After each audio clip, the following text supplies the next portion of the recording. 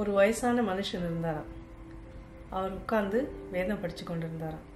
அப்போது அந்த பக்கமாக ஒரு வாலிபன் வந்தாராம். அவர் கேட்டார் அந்த வயசான மனுஷனை பார்த்து, நீங்கள் எத்தனை வருஷமாக பைபிள் படிக்கிறீங்க? அவர் சொன்னாராம், பல வருஷமாக படிக்கிறேன், அநேக முறை இதை படித்து முடிச்சிட்டேன், நான் நிறைய முறை முதல்லேருந்து கடைசி வரை படித்து விட்டேன் அப்படின்னு சொன்னாராம். அப்போ இந்த வாலிபர் கேட்டாராம், இவ்வளோ தூரம் நீங்கள் படிச்சிட்டேன்னு சொல்கிறீங்க, அப்போ உங்களுக்கு இது மனப்பாடமாக தெரிஞ்சிருக்கணுமே, ஏன் இன்னும் படிச்சுட்ருக்கீங்க அப்படின்னு கேட்டாராம். அப்போ அந்த வயசானவர் சொன்னார், அங்கே ஒரு கூடை இருந்ததுதான், கறி எடுத்து போடுற கூடை, இந்த அடுப்பு கறி எடுத்து போடுற ஒரு கூடை. அவர் சொன்னாரா, நீ அந்த கூடையில் போய் கொஞ்சம் தண்ணி எடுத்துகிட்டு வா அப்படின்னு சொன்னாராம். அந்த வாலிபன் அந்த கூடை எடுத்துகிட்டு போய் தண்ணியை பிடிச்சிட்டு வர்றதுக்குள்ளே தண்ணி முழுக்க கீழே சிந்திருச்சான். அப்போ 2ஆவது முறை திரும்பியும் போய் எடுத்துகிட்டு வான்னு சொன்னாராம். 2ஆவது முறையும் அதே மாதிரி சிந்திருச்சான். 3ஆவது முறை சொன்னாராம், கடைசியாக ஒரு முறை போய் தண்ணி எடுத்துகிட்டு வான்னு சொன்னாராம். அந்த வாலிபன் போய் தண்ணி எடுத்துகிட்டு வரும்போது அதே போல் சிந்திருச்சான். அப்போ சொன்னாராம், நீ ஒரு முறை கூட, எத்தனை முறை போய் தண்ணி எடுத்தானா ஒரு முறை கூட அதில் தண்ணி தங்கலை, ஆனால் ஒவ்வொரு முறையும் அந்த கறியெல்லாம் நீங்கி அந்த கூட இப்போது எவ்வளோ சுத்தமாகிடுச்சு, அந்த அழுக்கு நீங்கி இப்போ எவ்வளோ சுத்தமாகிடுச்சு பார்த்தியா அப்படின்னு சொன்னாராம். அதை போல தான் வேதத்தை நம்ம எவ்வளோ முறை வாசித்தாலும் அதை முழுமையாக நம்ம தெரிந்து கொண்டோன்னு சொல்ல முடியாது. ஆனால் ஒவ்வொரு முறை படிக்கும்போதும் அது நம்ம சுத்தமாக்குது. வாலிபன் தன் வழி எதனால் சுத்தம் பண்ணுவான், உம்முடைய வார்த்தையின்படி தன்னை காத்து கொள்வதனால் தானே என்று சங்கீதத்தில் வாசிக்கிறோம்.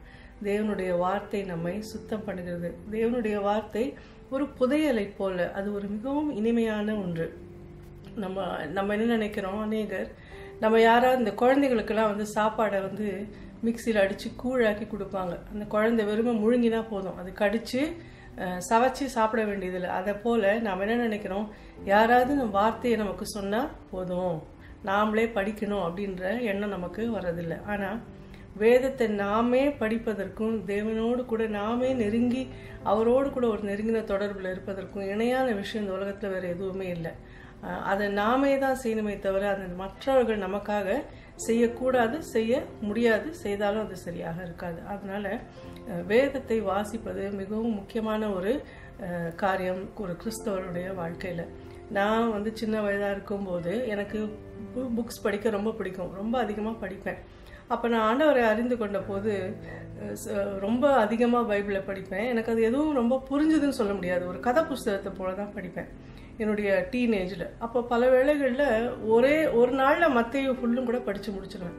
ஆனால் என்ன அதனால் வந்த விளைவுன்னா, அப்போ எனக்கு அது புரியாவிட்டாலும் என் வயது சின்னதாக இருந்தபடினால எனக்கு அதில் இருந்த காரியங்கள் வசனங்கள்லாம் நல்லா ஞாபகம் இருந்ததுனால எனக்கு பின்னாடி அனுபவங்கள் அதிகமாக வரும்போது என்னுடைய வாழ்க்கையில் நான் அநேக வேளைகளில் தேவன் என்னோடு கூட பேசியிருக்கிறார். சின்ன காரியமானாலும் சரி, பெரிய காரியமானாலும் சரி, தேவனுடைய வார்த்தையிலிருந்து எனக்கு அநேக காரியங்களை எனக்கு கற்றுக் கொடுத்துருக்கார், என்னோட பேசியிருக்கிறார். என் வாழ்க்கையின் முக்கியமான எல்லா நேரங்களிலும் தேவனுடைய வார்த்தை தான் என்னை வழிநடத்திருக்கிறது. ஒரு சின்ன உதாரணம் ஒன்று சொல்கிறேன். நாங்கள் அப்போ ஆப்பிரிக்காவில் இருந்தோம். அங்கே வந்து உங்களுக்கு ஒரு வேளை தெரிஞ்சிருக்கும், ஓசோன் லேயர் வந்து அந்த இடத்துல ஒரு ஹோல் இருக்குது. ஆப்பிரிக்கா அண்ட் ஆஸ்திரேலியா இந்த ஊர்களில் ஹோல் இருக்குது. அப்போ தான் அதை பற்றி முதலாக தெரிய வந்தப்போ என்னுடைய சிஸ்டர் என்கிட்ட வந்து சொன்ன, பேப்பரில் படிச்சுட்டு, நம்ம இருக்கிற இடத்துலலாம் ஓசோன் ஹோல் இருக்குது, அந்த சூரியனுடைய ரேஸ் வந்து நம்மளை அஃபெக்ட் பண்ணும், உனக்கு தெரியுமா அப்படின்னு கேட்டான். அப்போ உடனே எனக்கு ஒரு வசனம் ஞாபகம். நான் முதல்ல பயந்தேன், ஐயோ அப்படின்னு சொல்லிட்டு. அப்போ உடனே எனக்கு ஆண்டவர் ஒரு வசனத்தின் மூலமாக என்னோட பேசினார். என்னன்னா, பகலிலே வெயிலாகிலும் இரவிலே நிலவாகிலும் உன்னை சேதப்படுத்துவதில்லை. எவ்வளோ ஒரு ஆறுதலாக இருக்குது. அது அந்த வசனம் எனக்கு எந்த அளவுக்கு எனக்கு அந்த சம்பவம் ஞாபகம் இருக்குன்னா, ஏன்னா அந்த வசனத்தின் தாக்கம் அப்படி எனக்கு இருந்தது. ஆண்டவர் என்னோட பேசினாருங்கிறது ஒரு பெரிய சந்தோஷமான விஷயம். அது மட்டும் இல்லை, இது ஒரு சின்ன விஷயம். என்னுடைய வாழ்க்கையின் முக்கியமான எல்லா காரியங்களிலும் ஆண்டவருடைய வசனம் தான் என்னை வழிநடத்திருக்கு. உதாரணமாக, நான் வந்து ஒரு இடத்துக்கு போகணும், இப்படிப்பட்ட ஒரு படிப்பு படிக்கணும் அப்படின்னு நான் நினச்சிருந்தேன். ஆனால் நான் ஆண்டவர்கிட்ட சொன்னேன், உங்களுடைய சித்தம் இல்லாவிட்டால் எனக்கு அது கிடைக்கக்கூடாது அப்படின்னு. அதே போல் எனக்கு அது கிடைக்கல, எனக்கு ரிஜெக்ட் ஆன உடனே எவ்வளோ பேர் சொன்னாங்க நீ திருப்பி ட்ரை பண்ணு, ஆனால் நான் பண்ணவே இல்லை. ஏன்னா எனக்கு தெரியும், that's not what God wanted for me. ஆண்டவர் நமக்கு அவருடைய வார்த்தையின் மூலமாக பேசும்போது அதை கேட்டுக்கொள்வதோடு இல்லாமல் அதற்கு நாம் கீழ்ப்படிய வேண்டும். வசனத்தை நாம் அறிந்து கொள்வதும் அதன்படி நடப்பதும் கிறிஸ்தவ வாழ்க்கையின் ஒரு இன்றியமையாத ஒரு காரியமாகும். இந்த வேதத்தின் மகத்துவத்தை குறித்து எழுதின ஒரு பாடல், சத்திய வேதம் நித்திய தேவனின் அன்பான கடிதம் என்று சொல்லி நான் எழுதி வெட்டமைத்து பாடிய ஒரு பாடல். அந்த பாடலை இப்பொழுது கேட்போம். அதன் பின்பு நான் மீண்டும் உங்களோட கூட இணைந்து வேதத்தின் அடிப்படையில் மேலும் சில காரியங்களை குறித்து பார்ப்போம்.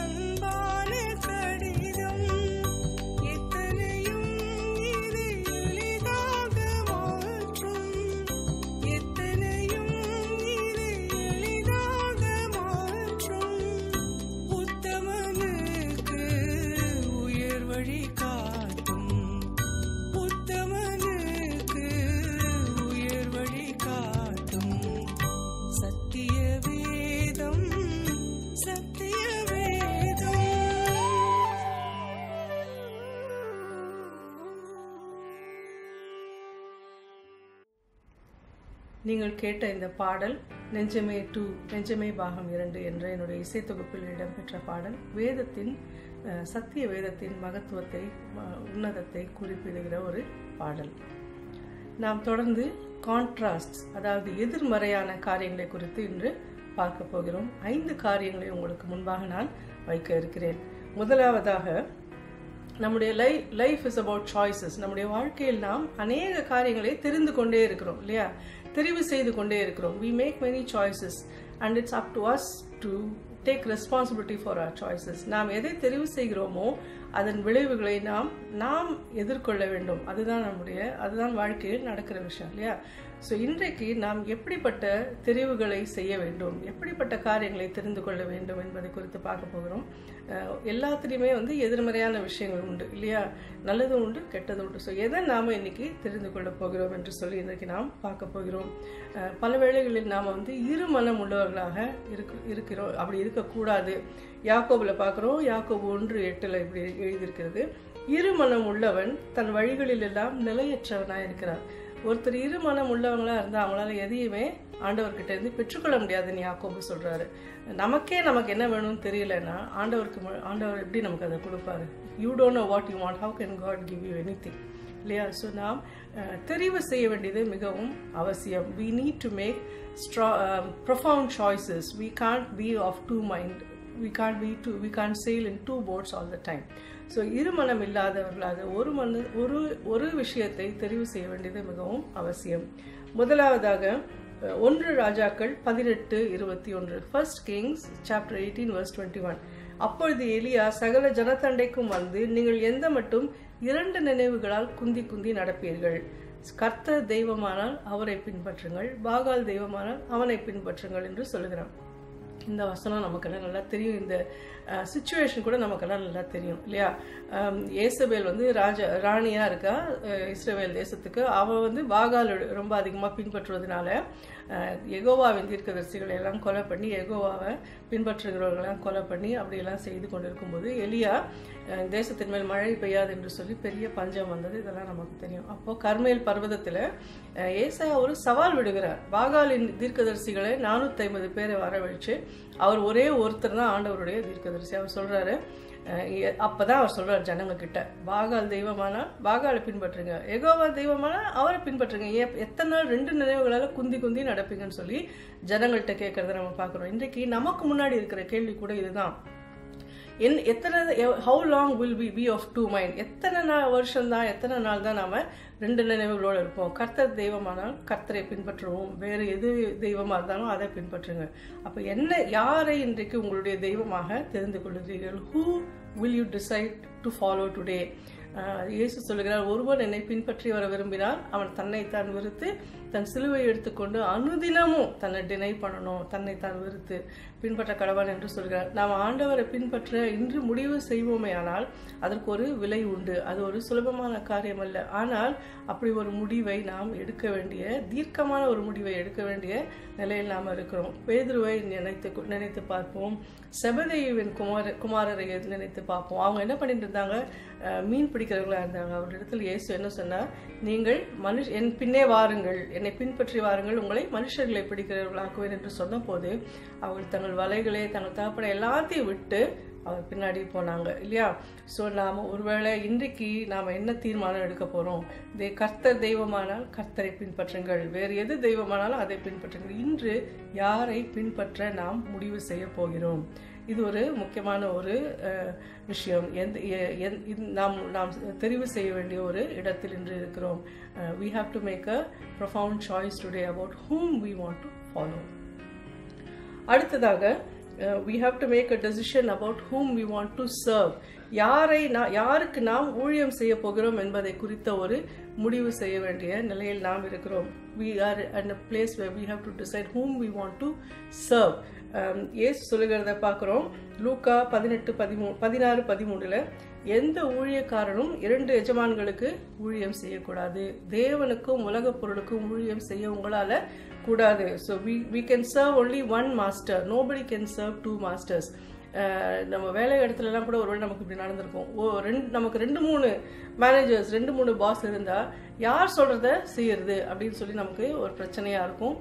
ஒருத்தரோட நமக்கு ஒத்து போகும், இன்னொருத்தரோட போகாது. இப்படிப்பட்ட காரியங்கள் நமக்கு இருக்கும். ஆகினால அதான் இயேசுவும் சொல்றாரு, உலக பொருளுக்கும் தேவனுக்கும் ஊழியம் செய்ய உங்களால கூடாது. ஸோ இன்று நாம் என்ன முடிவு பண்ணோம்? யாருக்கு ஊழியம் செய்ய போகிறோம்? அநேகர் உலக பொருளுக்கு மேல் இருக்கிற ஆசையினால என்ன பண்றாங்க? ஊழியத்தை அதை அடைவதற்கான ஒரு காரியமாக பயன்படுத்துகிறார்களே தவிர தேவனுக்கு ஊழியம் செய்ய வேண்டும் என்கிற ஒரு தீர்க்கமான தெரிந்து கொள்ளுதல் இல்லாத அநேக ஊழியர்களை நாம பார்க்கிறோம். யாக்கோபு 4:4 பார்க்கிறோம். ஜேம்ஸ் 4:4 உலக சிநேகம் தேவனுக்கு விரோதமான பகை என்று அறியீர்களா? ஆகையால் உலகத்துக்கு சிநேகிதனா இருக்க விரும்புகிறவன் தேவனுக்கு பகைஞனாகிறான். உலகத்தை நாம சிநேகிப்போமே, ஆனால் தேவனுக்கு தேவனையும் நாம சிநேகிக்க முடியாது. ஒன்று உலகம், இல்லைன்னா தேவன், அப்படிதான் இருக்க முடியுமே தவிர ரெண்டும் சேர்ந்து இருக்க முடியாது. நாம ஒருவேளை நினைக்கலாம், நான் இந்த உலகத்துல தானே நான் வாழணும், எப்படி நான் உலகத்தை வெறுத்து நான் எப்படி இருக்க முடியும்? இதுக்கு நான் அடிக்கடி சொல்லுகிற ஒரு உதாரணத்தை இப்ப சொல்றேன். கடல்ல இருந்து தான் நமக்கு உப்பு வருது இல்லையா? the source of salt is the sea. ஆனா அந்த கடலிலே வாழ்கிற மீன்கள் அந்த அந்த உப்பு தன்மை அதே கடலில் வாழ்கிற அந்த மீனுக்கு உள்ள போறதில்லை. நாம் அந்த மீனை எடுத்து சமைக்கும் போது உப்பு போட வேண்டியது இருக்கு. ஏன் கடல் உள்ளேருந்து தானே வந்துச்சு, அதுல ஏன் அதுல உப்பு இல்லை அப்படின்னு நம்ம யோசிக்கிறது இல்லை. அந்த மீன் எப்படி அந்த உப்பு தன்மை தனக்குள் வராதபடி தன்னை காத்து கொள்கிறதோ அதை போலதான் நாம் இந்த உலகத்துல, இந்த உலகம் நமக்குள் வராதபடி நம்மை காத்துக்கொள்ள வேண்டும். We have to live in this world, but the world should not live in us. நாம் இந்த உலகத்தில் வாழ வேண்டும், ஆனால் உலகம் நமக்குள்ளே வாழக்கூடாது. இன்று தீர்மானம் செய்வோம், யாருக்கு நாம ஊழியம் செய்ய போகிறோம். Let's decide today whom we are going to serve. We can serve only one master loyally. நாம் உண்மையாக ஒரு எஜமானுக்கு தான் ஊழியம் செய்ய முடியும். அந்த எஜமான் கர்த்தரா, உலக பொருளா? மூன்றாவதாக, நம்ம ஊர்ல வீடு கட்டுறதுக்கு முன்னாடி முதல்ல என்ன செய்வாங்க? கிணறு தோண்டுவாங்க இல்லையா? அப்போ கிணறு தோண்டும் போது சொல்லுவாங்க, அதில் தண்ணி வந்த உடனே தண்ணியை பார்த்து சொல்லுவாங்க, குடிச்சு பார்த்து சொல்லுவாங்க, இந்த தண்ணி உப்பா இருக்கு, உவர்ப்பா இருக்கு. சில இடங்களில் சொல்லுவாங்க இது தித்திப்பா இருக்கு. ஆனால் எந்த இடத்துலையுமே ஒரே கிணத்துலேருந்து உப்பான தண்ணியும் தித்திப்பான தண்ணியும் வந்ததா தெரிஞ்சதே அப்படி நான் கேள்விப்பட்டதே அது பாசிபிள்னு நான் நினைக்கல. ஸோ ஒரே ஊற்றிலிருந்து, ஒரே ஊற்றுக்கண்ணிலிருந்து தித்திப்பும் கசப்புமான தண்ணீர் பிறக்க முடியாது. அதே போல ஒரே வாயிலிருந்து துதித்தலும் சபித்தலும் பிறக்கக்கூடாது. யாக்கோபு 3:10, ஜேம்ஸ் 3:10 இப்படியாக வாசிக்கிறோம். துதித்தலும் சபித்தலும் ஒரே வாயிலிருந்து புறப்படுகிறது. என் சகோதரரே, இப்படி இருக்கலாகாது. ஒரே ஊற்றுக்கண்ணிலிருந்து தித்திப்பும் கசப்புமான தண்ணீர் சுரக்குமா? என் சகோதரரே, அத்தி மரம் ஒலிவ பழங்களையும் திராட்சை செடி அத்தி பழங்களையும் கொடுக்குமா? அப்படியே உவர்ப்பான நீரூற்று தித்திப்பான தண்ணீரை கொடுக்க மாட்டாது. ஆகையினால நாம் ஆண்டவரை துதிக்கிற இதே வாயினால பிறரை, ஆண்டவர் உருவாக்கின மனுஷர்களை சபிக்க கூடாது. துதித்தலும் சபித்தலும் ஒரே வாயிலிருந்து புறப்படக்கூடாது. நாம ஆண்டவரை துதிப்பதற்கு உருவாக்கப்பட்டிருக்கிறோமே தவிர அவரை மற்றவர்களை சபிப்பதற்காக அல்ல. உங்கள் வாயிலிருந்து பிரயோஜனம் இல்லாத வார்த்தைகள் புறப்பட வேண்டாம் என்று சொல்லி பவுல் சொல்லுகிறதை பார்க்கிறோம். இன்று நாம் தெரிந்து கொள்ள வேண்டியது, துதிக்க போகிறேனா சபிக்க போகிறேனா, இரண்டையும் ஒரே வாயினாலே செய்யக்கூடாது. அப்படி நாம் மற்றவர்களை சபிக்கிற அதே வாயினால நாம ஏறெடுக்கிற துதி ஆண்டவருக்கு உகந்ததா இருக்குமா? கசப்பான வாயிலிருந்து கசப்பான ஊட்டிலிருந்து தித்திப்பான தண்ணீர் வருமா?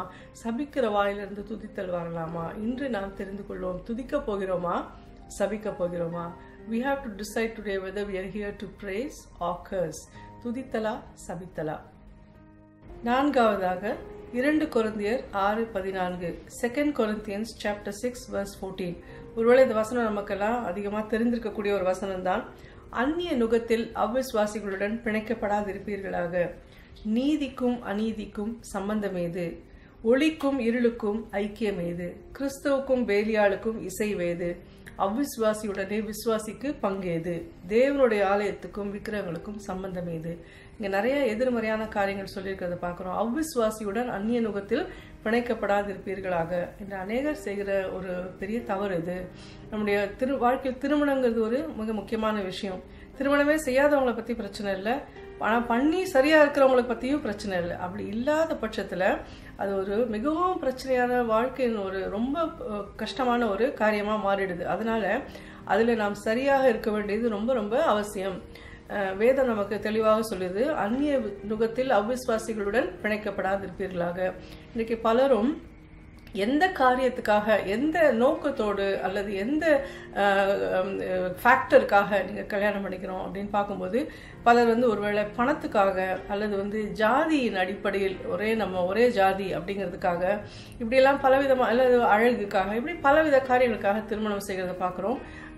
முக்கியமா நாம கவனிக்க வேண்டியது, அவ்விசுவாசியுடன் பிணைக்கப்படாதிருப்பீர்களாக. எனக்கு தெரிஞ்சு ஒரு பெண் ஒரு அவ்விசுவாசி ஒருத்தரை கல்யாணம் பண்ணாங்க. ஒரே காரணம் அவர் நல்ல செல்வம் உடையவர், நல்ல பணக்காரர்களுக்காக கல்யாணம் பண்ணாங்க. ஆனால் அவங்களுக்கு குழந்தையே இல்லை. அப்போ அவர் அவங்கள விட்டு அவங்கள விவாகரத்து பண்ணி வேற ஒருத்தர் கல்யாணம் பண்ணி போயிட்டாங்க.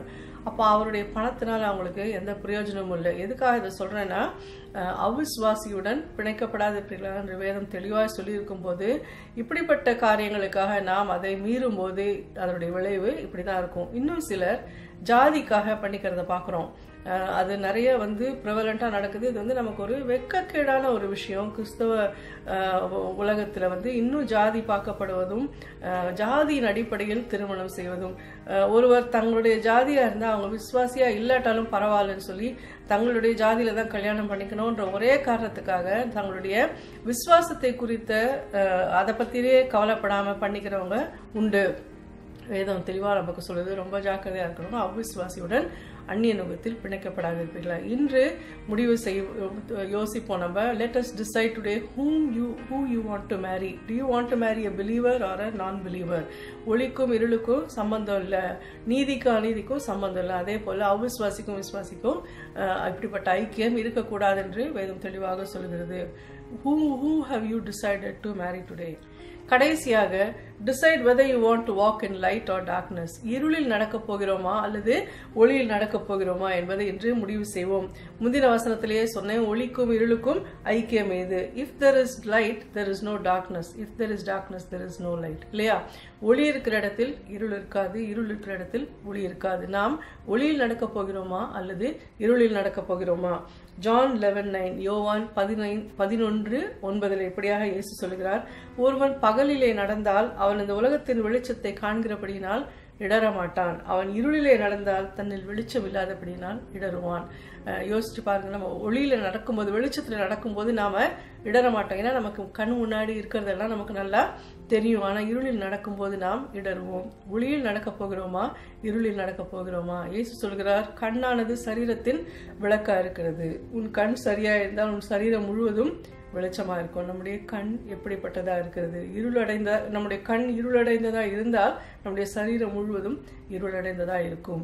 இருளில் நடக்கிற காரியங்கள், இருளில் செய்யப்படுகிற காரியங்கள் அவலட்சணமானவைகளும் வெட்கத்துக்குரியவைகளுமானவைகள். ஆனால் வெளிச்சத்துல செய்யற காரியங்களை குறித்து நமக்கு பயமே கிடையாது. இன்றைக்கு நாம் எப்படிப்பட்ட காரியங்களை செய்கிறோம்? நாம் நாம் வெட்கப்படக்கூடியதான காரியங்களை, இருளிலே அவலட்சணமான காரியங்களை செய்கிறோமா? அல்லது நம்முடைய வாழ்க்கை திறந்த ஒரு புஸ்தகம் போல வெளிச்சத்தில் நம்முடைய காரியங்கள் எல்லாம் நடக்கிறதா?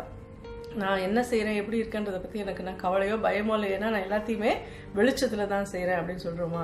let us decide today whether we want to walk in light or in darkness. நான் இந்த உலகத்துக்கு ஒளியாக இருக்கிறேன் என்று சொன்ன ஒரு அன்பான ஒரு ஆண்டவர் நமக்கு உண்டு. அப்படிப்பட்ட ஒளியாக இருக்கிற ஒரு தேவனை பின்பற்றி நாம் ஒளியில் நடப்போமா? அவரும் கூட, நான் இன்னைக்கு எதிர்மறையான பல காரியங்கள் உங்களுக்கு சொன்னேன். இயேசுவும் கூட தான் ராஜாதி ராஜாவாக இருந்தும் அந்த சிரசை, அந்த கிரீடத்தை இறக்கி வைத்துவிட்டு ஒரு முள்ளினால் ஆன ஒரு கிரீடத்தை தன் தலையில் சுமந்து கொண்டார். எதற்காக? நமக்காக. நித்தியமாய் வாழ்ந்த நித்திய ஜீவன் உள்ளவர், ஒரு பூரண ஆயுசு உள்ள அவர் தன்னுடைய ஜீவனையே கொடுத்தார். எதற்காக? நாம் நித்திய ஜீவனை பெற வேண்டும் என்பதற்காக. He who lived eternally gave up his life that we may live eternally. He who was the king gave up his crown and took on a crown of thorns that we may rule with him. இப்படிப்பட்ட காரியங்களை செய்திருக்கிற ஒரு அன்பான ஆண்டவர் நமக்கு இருக்கும்போது இன்று முடிவு செய்வோம். யாரை நான் பின்பற்ற போகிறேன்? யாருக்கு ஊழியம் செய்ய போகிறேன்? எப்படி பேச போகிறேன்? துதிக்க போகிறேனா? சபிக்க போகிறேனா? யாரை திருமணம் செய்ய போகிறேன்? அவிஸ்வாசியா விஸ்வாசியா? கடைசியாக ஒளியில் நடக்க போகிறோமா இருளில் நடக்க போகிறோமா? கர்த்தர் தாமே சரியான தெரிவுகளை தெரிந்து கொள்ளும்படியாக உங்களுக்கு கிருபை செய்வாராக. இந்த வார்த்தைகள் உங்களுக்கு பிரயோஜனமாக இருந்திருக்கும் என்று நம்புகிறேன். இந்த தெரிவுகளை செய்து கொள்ள தேவன் நமக்கு உதவி செய்வார் என்பதில் எந்த சந்தேகமும் இல்லை. மீண்டும் உங்களை அடுத்த வாரம் வேறு சில வேத வார்த்தைகளோடு சந்திப்போம்.